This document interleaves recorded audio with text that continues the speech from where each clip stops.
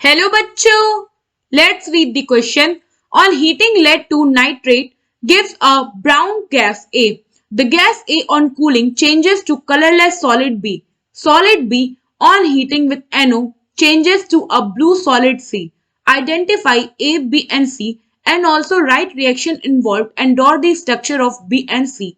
So question में क्या कह रहा है कि लेड टू नाइट्रेट को जब हीट करते हैं तो एक ब्राउन कलर का गैस ए मिलता है। ए को जब हम कूल करते हैं तो वो चेंज हो जाता है कलरलेस सॉलिड बी में।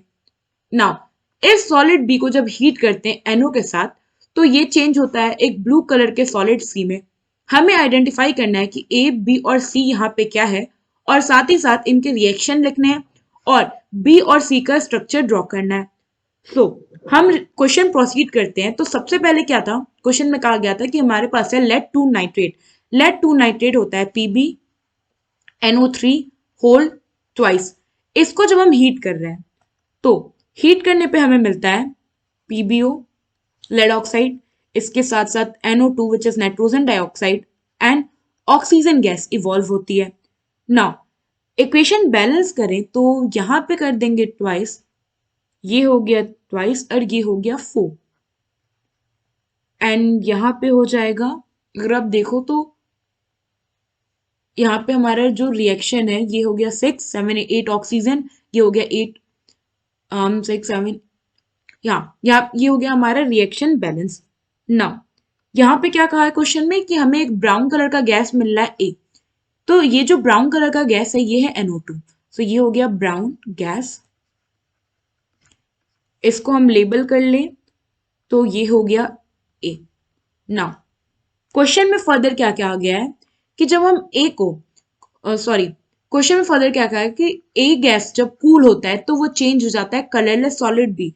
तो ए को क्या कर दिया विच इज NO2। तो हम इसे NO2 ही डायरेक्ट नोट डाउन करते हैं।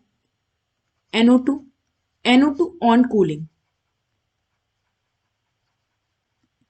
ये कन्वर्ट हो जाता है दूसरे कंपाउंड में विच इज N2O4। ना आप ये भी कह सकते हैं कि जो N2O4 है वो NO2 का डाइमर है। बेसिकली ये जो N2O4 होता है ये कलरलेस सॉलिड है।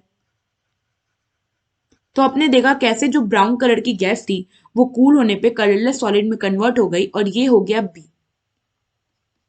ना क्वेश्चन में फर्दर क्या क्या आ गया है कि ये जो बी है इसको जब हम हीट करते हैं, यानी कि जब हम N2O4 को हीट कर रहे हैं NO के साथ, सो यहां पे मिलता है N2O5। यहां कर दे हम 2, यहां कर दे 2, तो ये हो गया इक्वेशन बैलेंस। और ये जो रिएक्शन होती है ये होती है अराउंड 250 केल्विन टेम्परेचर पे। हम बेसिकली N2O4 और NO को हीट करते हैं। सो ये जो कंपाउंड मिला N2O5 ये है C और ये होता है ब्लू कलर का solid. So this is blue solid.